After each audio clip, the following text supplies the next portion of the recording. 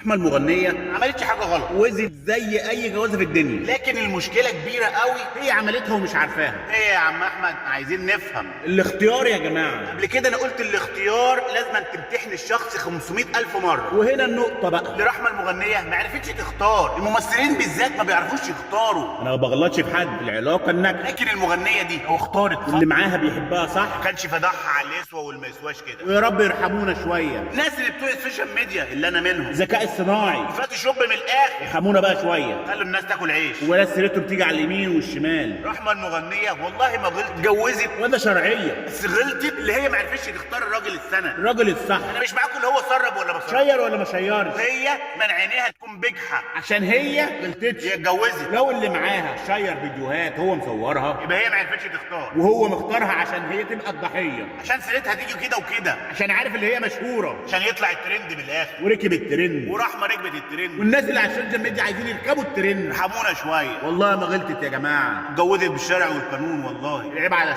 الشخصيه اللي هي نقتها، هي اختارتها، اللي قلت لها انت هتبقى حياتي تبقى جوز حلالي، صورهاش، ما شيرهاش، ما يفضحهاش. ما غلطتش والله يا جماعه.